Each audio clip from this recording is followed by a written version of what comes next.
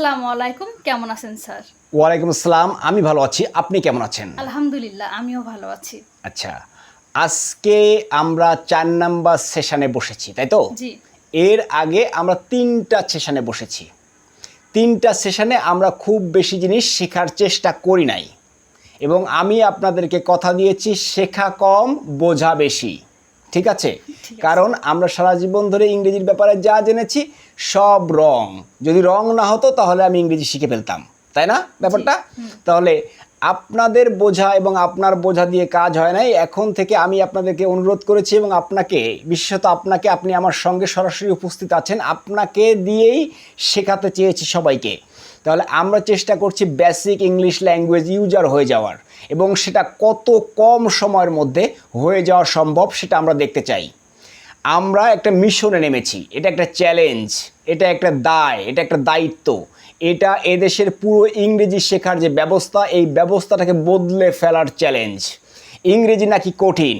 ইংরেজি কোনোভাবেই কঠিন না, ইংরেজি কোনো হাতি ঘোড়া না, ইংরেজি কোনো রকেট সায়েন্স না। এ কথা বলেই আমি আপনাদের সঙ্গে এই বেসিক ল্যাঙ্গুয়েজ ইউজার সিরিজটা শুরু করেছি, এবং বলেছি যে কত কম সময়ের মধ্যে আমরা আপনাকে বেসিক ইংলিশ ল্যাঙ্গুয়েজ ইউজার বানায় ফেলতে পারবো। এবং যারাই এই সদিচ্ছা পোষণ করেন যে ইংরেজি তারা শিখতে চান, তারাও এই ভিডিওগুলো অনুসরণ করে আপনার জায়গায় তাদেরকে কল্পনা করে শুধু ঠিকঠাক বুঝে নির্দেশনা অনুসরণ করলেই তারাও ইংলিশ ল্যাঙ্গুয়েজের বেসিক ইউজার হয়ে যাবে উইদিন শর্টেস্ট পসিবল টাইম।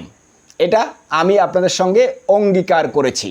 আজকে 4 নাম্বার সেশন, তার মানে আমরা 3টা সেশন পার করে এসেছি। 3টা সেশনে খুব বেশি কিছু শিখি নাই। প্রথম সেশনে কি শিখেছিলাম? ইংরেজি একটা ভাষা। এটাকে শিখতে হলে আপনাকে ভাষা হিসেবেই শিখতে হবে, রাইট? জি। দ্বিতীয় সেশনে শিখেছিলাম কি, যে ভাষা হিসেবে যেহেতু আমাকে শিখতেই হবে, তাহলে ভাষা হিসেবে শিখতে গেলে পৃথিবীর সকল ভাষা, সেটা বাংলা হোক, ইংরেজি হোক, আরবি হোক, উর্দু হোক, যে কোনো ভাষা হতে পারে, সব ভাষা শেখার প্রক্রিয়া এক এবং অভিন্ন। কোনোভাবেই গ্রামার ট্রামার দিয়ে কোনো ভাষা শেখা সম্ভব হয় না। ভাষা শিখতে হলে ভাষার মতো করে শিখতে হয়, তাই না? এবং আমরা একটা ভাষা জানি বাংলা, সেটার উপরে ভিত্তি করে আমরা ইংরেজি শেখার চেষ্টা করব, সে কথা আমরা বলেছি দ্বিতীয় সেশনে। তৃতীয় সেশনে এসে কি বলেছিলাম, আমরা কি শিখেছিলাম? তৃতীয় সেশনে এসে শিখেছিলাম যে যদি আপনাকে কোনো ভাষা শিখতে হয় তাহলে আপনাকে 3টা ধাপ অতিক্রম করতে হবে, রাইট? জি। প্রথম ধাপ কি ছিল? ওয়ার্ড কনস্ট্রাকশন, তাই তো? জি। দ্বিতীয় ধাপ কি ছিল? Sentence construction. তৃতীয় ধাপ কি ছিল? Confidence construction. এখন এই 3টা ধাপের মধ্যে প্রথম যে 2টা ধাপ, ওয়ার্ড কনস্ট্রাকশন এবং সেন্টেন্স কনস্ট্রাকশন, এই 2টা ধাপ জানলেই আপনি ভাষার যে 4টা অংশ থাকে বলেছিলাম, যে শোনা, বলা, পড়া, লেখা, এই বলা বাদে আর 3টা পারবেন। ঠিক আছে? বলতে গেলে শুধু আপনার যে সর্বশেষ ধাপ আমাদের কনফিডেন্স কনস্ট্রাকশন, এই ধাপটা আপনাকে অতিক্রম করতে হবে।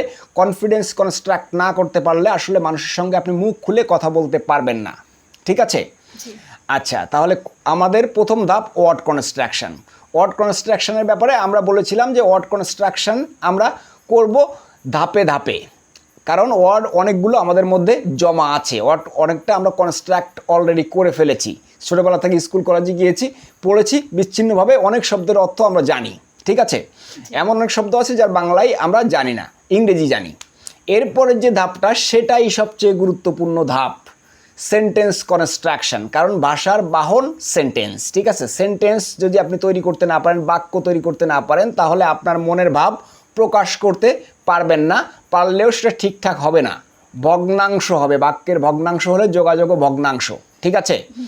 তো আমরা যেহেতু চ্যালেঞ্জ করেছি যে ইংরেজি শেখা খুবই সহজ, এবং আমরা সেটা বলেছি যে সর্বনিম্ন সময়ে আমরা এটা শিখে ফেলার চেষ্টা করব, তাহলে বোঝা বেশি। ঠিক আছে? আবারও খেয়াল করেন, আগের যে সেশনগুলো ছিল, এই সেশনগুলোতে শুধু ছিল বোঝার ব্যাপারটা, আর আজকে থেকে বোঝার সঙ্গে শেখাটাও আছে। ঠিক আছে? তাহলে আমরা বলেছি বাংলা দিয়েই ইংরেজি শেখা যায়। তাহলে বাংলা দিয়ে ইংরেজি শেখা যায়, কীভাবে যায় সেটা বোঝার চেষ্টা করি। বাংলা ভাষার সঙ্গে ইংরেজি ভাষার সম্পর্ক কোথায় আছে, কিংবা পার্থক্য কোথায় আছে, সেটা খোঁজার চেষ্টা করতে হবে আমাকে। তাহলে আমরা আমাদের মাতৃভাষায় সবচেয়ে কমন যে বাক্য পাই, আমরা সবচেয়ে কমন বাক্য, সেটা হলো আমি ভাত খাই, কিংবা আমি স্কুলে যাই, আমি রাতে ঘুমাই, এরকম বাক্য, তাই না? তাহলে প্রথম যে বাক্যটা আমরা ধরলাম, সে বাক্যটা কি? আমি ভাত খাই। তো আমরা জানি বাক্য তৈরি করতে গেলে ইংলিশ যে সেন্টেন্স স্ট্রাকচার আমরা সারা জীবন ধরে শিখেছি, subject plus verb plus object আমরা শিখেছি। তো এই যে subject plus verb plus object, এই বাক্য তৈরির যে বেসিক স্ট্রাকচার, এই স্ট্রাকচারের কারণেই আমাদের পক্ষে ইংরেজি শেখা অনেকটা সম্ভব হয় না, কারণ এর মধ্যে অনেকটা ফাঁকি আছে। এ কথা কেউ আপনাকে কোনোদিন বলে নাই, কেউ বলতে হয়তো চায় নাই কিংবা বলতে পারে না, ঠিক আছে? এই জ্ঞানটুকু তাদের মধ্যে নাই। তারা subject plus verb plus object দিয়েই আমাকে শেখানোর চেষ্টা করে, যেটাই বাক্য তৈরির চেষ্টা, এটাই বাক্য তৈরির রুলস রেগুলেশন সব, ঠিক আছে? এটার কত বড় ফাঁকি আছে আমরা পরে দেখার চেষ্টা করব। আগে দেখি বাংলার সঙ্গে ইংরেজি সম্পর্ক কিংবা পার্থক্যটা কী। আমরা ওই ভার্ব নিয়েই আমরা কাজ করি, কাজ, ভার্ব কিংবা কাজ, ঠিক আছে? তাহলে বাংলা বাক্যের শেষে থাকে কাজ, ঠিক আছে? আর আমি ভাত খাই, তাহলে আমি বাক্যের যে সাবজেক্ট কিংবা বাক্যের মালিক, বাক্যটা যাকে কেন্দ্র করে বাক্যটা তৈরি হয় তাকেই আমরা বলি বাক্যের মালিক। তাহলে বাক্যের মালিক আমি, বাংলাতেও আমি, ইংরেজিতেও আমি। তাহলে বাংলায় আমি তো আমি, আর ইংরেজিতে আমি, ইংরেজি কি? আই। তাহলে আমির বদলে আই বসায় দিলাম। আমির অবস্থান পরিবর্তন হয় নাই কিন্তু, তার মানে কি বাক্যের মালিকের অবস্থান পরিবর্তন হয় নাই। তাহলে বাংলা বাক্যের শেষে থাকে কাজ, আর ইংরেজি বাক্যের এই যে বাক্যের মালিক, এই যে আমির পরেই চলে আসবে কোনটা? ওই যে আমি খাই, আমি ভাত খাই, খাওয়াটা বাংলা বাক্য ছিল শেষে, আর ইংরেজি বাক্য চলে আসবে কোথায়? এই যে বাক্যের মালিকের পরপরই, ঠিক আছে? এটাকে সারা জীবন ধরে আমরা শেখার চেষ্টা করেছি, subject plus verb, subject verb agreement, subject verb agreement হিসেবে শেখার চেষ্টা করেছি। এত চেষ্টা করার দরকার পড়ে না, সহজেই বুঝে নেওয়ার চেষ্টা করেন। বাংলা বাক্যে কাজ থাকবে বাক্যের শেষে, আর ইংরেজি বাক্যে কাজ থাকবে বাক্যের মালিকের পরপরই, ঠিক আছে? এটাই শুধু এই সেশনের শেখা, যে বাংলা বাক্যে কাজ থাকে বাংলা বাক্যের শেষে, আর ইংরেজি বাক্যে কাজ থাকে বাক্যের মালিকের পরপরই, তাই না? কঠিন কিছু না, কিন্তু বাক্যের মালিকের পরপরই কাজটাকে যদি আপনি বসায় দিতে পারেন বাংলা বাক্যে যেটা শেষে থাকে, সেটাকে যদি আপনি ইংরেজি বাক্যে বাক্যের মালিকের পরপরই বসায় দিতে পারেন, তাহলে এই বাক্যের গন্তব্য নির্ধারিত হয়ে যায়, ঠিক আছে? ইংরেজির লাফালাফি অনেকটা বন্ধ হয়ে যায়, ইংরেজি আর কঠিন থাকে না। হ্যাঁ, তাহলে ইংরেজি করতে গেলে ওই বাংলাটাকে আগে সাজায় নিতে হবে, যে আমি ভাত খাই, বাংলায় আমি খাই ভাত, ইংরেজিতে হবে আমি খাই ভাত, কারণ বাক্যের মালিকের পরপরই ওই কাজটা চলে আসবে, ঠিক আছে? তাহলে এটাই হলো ইংরেজি আর বাংলার মধ্যে মৌলিক পার্থক্য, যে বাংলা বাক্যের শেষে থাকবে কাজ, আর ইংরেজি বাক্যে বাক্যের মালিকের পরপরই থাকবে কাজ। আর বাক্যের মধ্যে আরও কী কী থাকে না থাকে এগুলো আলাদা আলাদা করে শেখার চেষ্টা করতে হবে না, এগুলো অটোমেটিক প্রসেসে কীভাবে শিখে ফেলতে হয় আমরা সামনে দেখব, ঠিক আছে? তাহলে আজকে আমরা বাংলার সঙ্গে ইংরেজি যে পার্থক্য কিংবা সম্পর্ক বোঝার চেষ্টা করলাম, বুঝতে পেরেছেন? বাংলা বাক্যে কাজ কোথায় থাকে? কাজ থাকে শেষে। আচ্ছা, আর ইংরেজি বাক্যে কাজ কোথায় থাকে? সাবজেক্টের পরপরই। সাবজেক্ট মানে বাক্যের মালিকের পরপরই, তাই তো? এখন সাবজেক্টের পরপরই কাজ নিয়ে আসতে পারলে ইংরেজি করতে যত কঠিনতা, যত জটিলতা সব কিছু আসলে সমাধান হয়ে যায়, ঠিক আছে? তো এইটার সমাধান করতে পারলে আসলে ইংরেজি জব্দ হয়ে যায়, ইংরেজি লাফালাফি করতে পারে না। আর এরপরে কীভাবে লাফালাফি জব্দ করতে হয় সে ব্যাপারগুলো আমরা আপনাদেরকে হাতে ধরে দেখিয়ে দিব, ঠিক আছে? তাহলে যে কোনো বাক্য, সেটা ছোট হোক বড় হোক, সেই বাক্যের শেষে কি আছে সেটা দেখতে হবে বাংলা বাক্যে। আমি কিন্তু আপনাকে ট্রান্সলেট করা শেখাচ্ছি না, যে বাংলা বাক্য থেকে ইংরেজি ট্রান্সলেট করবেন, ট্রান্সলেট করে কিন্তু ভাষা শেখা যায় না।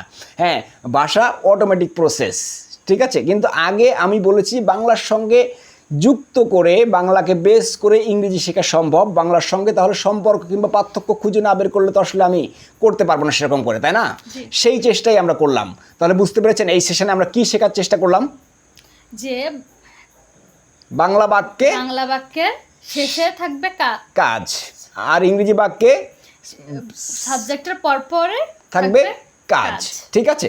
এটা করতে পারলেই দায়িত্ব শেষ, অনেকটা শেষ, ঠিক আছে? এরপরে আরও কী কী থাকে না থাকে সেগুলো নিয়ে পরে চিন্তা করা যাবে, আগে এটা চিন্তা করেন।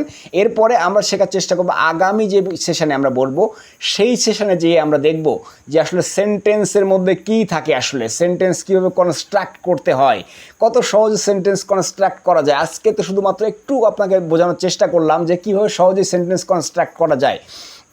এই বাক্যগুলো করতে কিন্তু আমরা সবাই পারি, কিন্তু কিভাবে করতে হয়, এটা ছোট বাক্য বড় বাক্য কিভাবে করতে হয়, কি করতে হয় না করতে হয়, কোনো চিন্তা আপনার নাই। এই চিন্তা সব আমার, এই চিন্তা আপনাদেরও না, এই চিন্তা সব আমার। আমি দায়িত্ব নিয়েছি, চ্যালেঞ্জ নিয়েছি যে ইংরেজি ভাষাকে সহজ করার যে মিশন হাতে নিয়েছি, এই মিশনে আপনাকে আমার সঙ্গী হিসেবে চাই। আমি চাই আপনারা নিয়মিত এই ভিডিওগুলো দেখুন, দেখে বুঝুন, না বুঝলে আমাকে জিজ্ঞাসা করুন, জিজ্ঞাসা করার পর আপনার দায়িত্ব, আপনি তারপরেও শিখতে না পারলে আমার সঙ্গে সরাসরি যোগাযোগ করুন, আমি আপনাকে রাস্তা দেখাবো। ঠিক আছে, আপনার একটাই দায়িত্ব, আপনি শুধু এই ভিডিওগুলো শেয়ার করে দিবেন। আমি চাই এ দেশের ইংরেজি শেখার যে সিস্টেম, যে পদ্ধতি, সেই পদ্ধতিটা বদলে দিতে।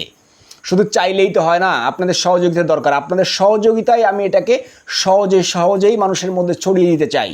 ঠিক আছে, এটা আপনারা সবাই করবেন। যদি ফেসবুকে দেখে থাকেন তাহলে ফলো দিয়ে দিবেন, ইউটিউবে দেখলে সাবস্ক্রাইব করে দিবেন এবং শেয়ার করে দিবেন, যাতে অন্যান্য স্বপ্নবাজ তরুণ যারা ইংরেজি ভাষা শিখতে চায় তারা যেন সহজে শেখার রাস্তাটা খুঁজে পায়, যে রাস্তাটা খুঁজে বের করতে আমার সময় নষ্ট হয়েছে 30টা বছর। ঠিক আছে, সকলে পরবর্তী সেশন পর্যন্ত এই যে সেশনে আমরা যা শিখলাম এটা মাথায় রাখার চেষ্টা করবেন। দেখা হবে পরবর্তী সেশনে, ততক্ষণ পর্যন্ত ভালো থাকুন, সুস্থ থাকুন। আসসালামু আলাইকুম। আসসালামু আলাইকুম।